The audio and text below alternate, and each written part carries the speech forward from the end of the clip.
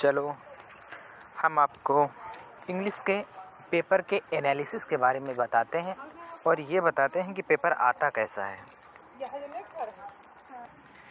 सबसे पहले आप यहाँ देखेंगे कि एक रीड द फॉलोइंग पैसेज दिया हुआ है और उसके बाद सेकंड नंबर पर answer one of the following question दिया हुआ है। उसके बाद तीसरे नंबर चौथे नंबर पर ऐसे ही आपको दिख रहा है आपकी स्क्रीन पे। तो सबसे पहले आप देखें, यहाँ देखो लिखा है रीड द पैसेज और इसके क्वेश्चन, और इसके क्वेश्चन कितने दिए हुए हैं, एक और दो क्वेश्चन आपको दिए हुए हैं। यहाँ आप गौर से देखिए। Number 1 identify the person, number 1 पे दिया हुआ है आपको कि उस पर्सन को बताइए, और दूसरा व्हाई वाज लाइन, जो मतलब ये क्वेश्चन है इस प्रकार से आपको पैसेज में दिया गया हुआ है। और उसके बाद हम लोग देखेंगे कि कैसे आप उसके बाद आप देखेंगे कि एक 60 वर्ड्स का क्वेश्चन आता है, इसको बोलते हैं लॉन्ग क्वेश्चन आंसर, और एक और 2 शॉर्ट होते हैं जिसे लिखा है answer to one of the following sentence. यहाँ पर आपको दिख रहा होगा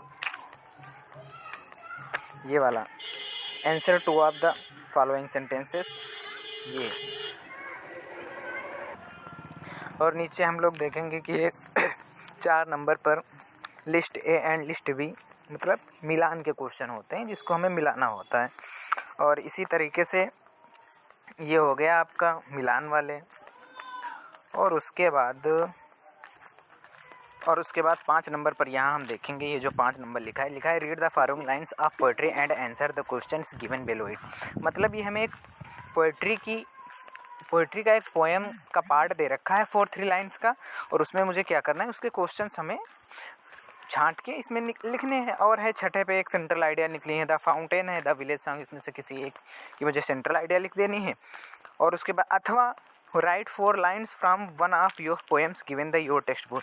अगर आपको सेंट्रल आइडिया नहीं आती है तो आप 4 लाइन्स की पोएम भी आप लिख सकते हैं, दोनों में से किसी एक को करना है। उसके बाद हम 7 नंबर पे देखेंगे answer two of the following question in about 25 word, मतलब शॉर्ट क्वेश्चन है, इनके आंसर देने हैं, इनमें से किसी 2 को करना है, 3 आपको दिए हुए हैं, आपको जो आते हैं वो कर लेंगे, वो तो मैं तैयार करा दूंगा। फिर उसके बाद 8 नंबर पे देखते हैं point out true the following statement. आपको आपकी सप्लीमेंट्री हो गई इसके ट्रू, और जैसे विक्रमादित्य वाला लेसन है, जैसे ये एडिसन वाला है, इसमें से आपको, आप अगर लेसन को पढ़े होंगे तो आपको मालूम होगा एडिसन ने बल्ब का आविष्कार किया ये वो, तो उसी में इसमें क्वेश्चन पूछते हैं Edison promised his mother to give here dollar a in night and from what he earned. मतलब ये है, इस पर आपको ट्रू या फॉल्स जो आपको एग्जाम में आंसर सीट मिलेगी उस पर आपको ये लिखना है केवल ट्रू है या फॉल्स है। उसके बाद 9 नंबर पर हम देखते हैं select one of the suitable alternative the complete the following statements. मतलब इसमें भी आपको दे रखा है और ये चूज करना है कि उसने मतलब क्या किया। Edison got beating from his mother because, मतलब क्यों मारा गया अपनी माता के, क्योंकि उसने ही हैड सोल्ड द एग्स।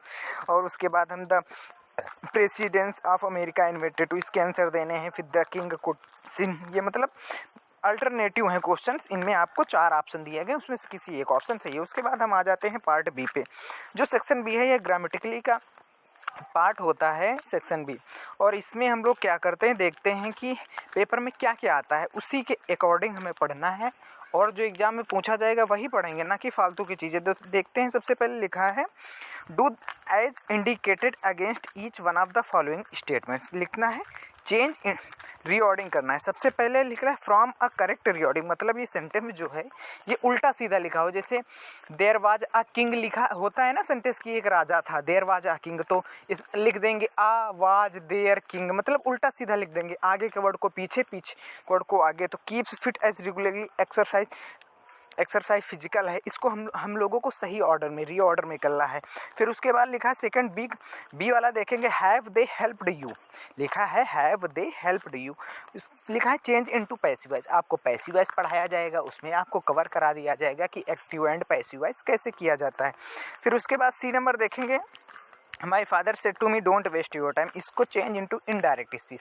आपको डायरेक्ट, इनडायरेक्ट और इनडायरेक्ट के रूल बताए जाएंगे, पढ़ाए जाएंगे, तो आपको इनडायरेक्ट स्पीच में आप भी कन्वर्ट कर लेंगे। अभी तो मैं एक रिव्यू दे रहा हूँ आप लोगों को एग्जाम का कि हमें कैसे करना है और कैसे पढ़ना है और क्या क्या पढ़ना है। फिर उसके बाद डी नंबर है, इसको कहता है फिल इन द ब्लैंक्स। इसमें पढ़ना है मतलब करेक्ट ऑफ द वर्ब भरनी है, हमें कौन सी वर्ब पढ़नी है, कौन सी हम आपको प्रोनाउन पढ़ाएंगे, नाउन पढ़ाएंगे, एडजेक्टिव बताएंगे, एडवर्ब के बारे में बताएंगे, प्रीपोजिशन के बारे में बताएंगे, जो लेकिन आपके जो एग्जाम में आएंगी वही पढ़ाएंगे, ना कि फालतू की। फिर उसके बाद हम बात करते हैं 11 नंबर पे लिखा है चूज द करेक्ट प्रीपोजिशन। देखो प्रीपोजिशन की बात आ गई, प्रीपोजिशन आएगी आपके में एक कंप्लीट सेंटेंस करने को आएगा आपके एग्जाम में। दो आएंगे स्पेलिंग्स, दो स्पेलिंग, जैसे इसमें पहली में एबिलिटी हो जाता है, दूसरे में सक्सेस हो जाएगा, या सक्सेस या सक्सीड, ये बहुत सी मीनिंग होते हैं जो आपको फिट बैठे, ठीक है, दो मीनिंग आती हैं। फिर उसके बाद कैपिटल लेटर्स जहां आवश्यकता हो, एक सेंटेंस आपको लिखा मिलेगा, उसमें लिखा होगा मतलब वो स्मॉल लेटर्स में लिखा होगा, जहां पर जैसे आप शुरुआत करते हैं किसी भी चीज़ की, आपको मालूम है कि अगर सेंटेंस का पहला वाक्य कैपिटल लेटर में बनता है, पहला नंबर कैपिटल लेटर में बनता है, उसी हिसाब से मुझे लिखना है। तो ये उल्टा सीधा लिखा हुआ है, अगर कैपिटल लेटर जहाँ पर रिक्वायरमेंट है वहाँ पर हम कैपिटल लेटर को पुट अप कर देंगे और हम सेंटेंस बना देंगे, है ना। फिर उसके बाद 12 नंबर पे आते हैं, देखो translate the following into English. ये देखो लिखा है हम केवल औषधि के सहारे ही स्वस्थ नहीं रह सकते, स्वस्थ जीवन के लिए अधिकांशतः मानसिक एवं हृदय की शांति आवश्यक है। अब ये देखो हम लोगों को दी हुई, हम जब आप लोगों को स्टोरी करना सिखाएंगे, ट्रांसलेशन करना सिखाएंगे, तो आपको बता देंगे कि कैसे स्टोरी को कन्वर्ट करेंगे इंग्लिश में, देखो कन्वर्ट कर देंगे।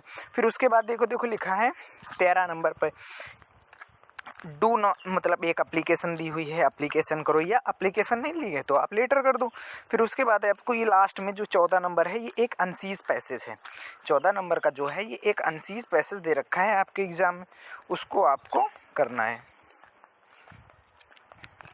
अनसीज पैसेज को।